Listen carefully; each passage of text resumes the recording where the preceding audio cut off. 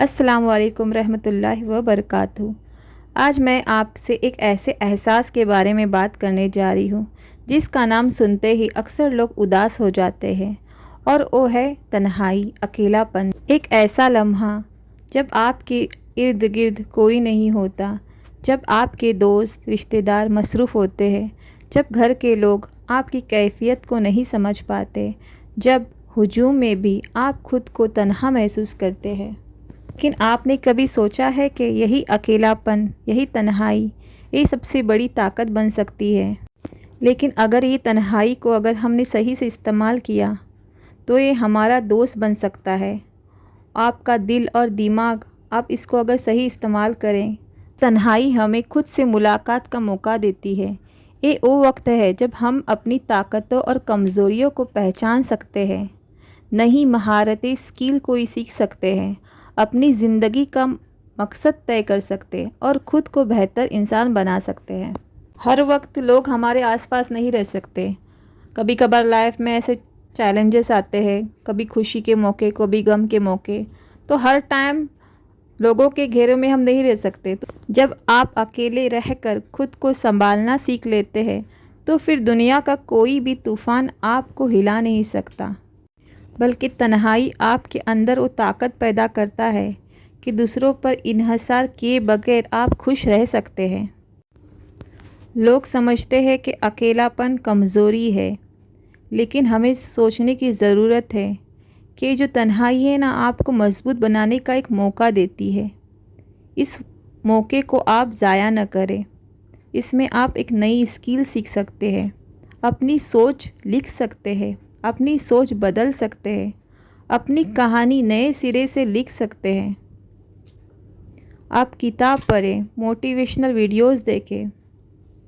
दुनिया के कामयाब लोग या कोई बड़ा फ़नकार, सब ने अपनी ज़िंदगी के अहम फ़ैसले अकेले में किए, क्योंकि खामोशी में ही इंस्पिरेशन पैदा होती है। सबसे बढ़कर आपको जो करना है, अल्लाह से बातें करें। हर वक्त अल्लाह को याद करें। आपकी जितनी भी प्रॉब्लम है, जो भी शिकायत है, आप अल्लाह से बोलें। अल्लाह से ताल्लुक़ मज़बूत बनाएं। नमाज, दुआ और ज़िक्र दिल को सुकून देता है और इंसान को याद दिलाते हैं कि वो कभी अकेला नहीं है, क्योंकि अल्लाह हमेशा उसके साथ है।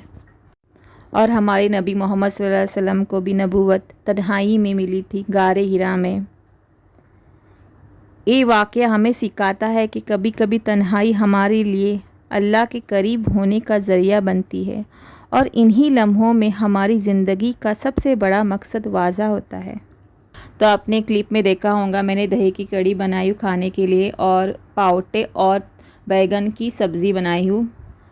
और इसमें मैं हमेशा है ना बरीशप कूट के डालती हूँ, इससे उसका फ्लेवर इन्हेंस होके आता है, बहुत ज़बरदस्त सा टेस्ट लगता है। आप लोग भी ट्राई ज़रूर करें। तो मैं आती हूँ फिर से अपने टॉपिक पे। तो जब भी अपने आप को आप तन्हा महसूस करें, मन घबराने लगे, तो इसे कमज़ोरी न समझे, बल्कि इसे अपनी तामीर का मौका बनाएं। अपने रब से बातें करें और अपनी स्किल को पहचानें, उस पर काम करें और अपने ख्वाबों के लिए मेहनत करें। याद रखिए, दुनिया के बड़े बड़े लोग भी तन्हा होकर ही कामयाब हुए हैं। और हमेशा याद रखिए कि तन्हाई आपको तोड़ने नहीं बल्कि बनाने आती है। बस आपको ये समझना है कि इसे इस्तेमाल कैसे करना है। और मेरी प्यारी बहनों, आपको मेरी कोई भी चीज़ अच्छी लगी रहेंगी, मेरी कोई भी बात पसंद आई रहेंगी, तो लाइक, शेयर एंड सब्सक्राइब ज़रूर करें। और नेक्स्ट मिलूँगी मैं नेक्स्ट टॉपिक के साथ। तब तक के लिए अल्लाह हाफिज़, टेक केयर अलॉट, दुआ में याद रखना।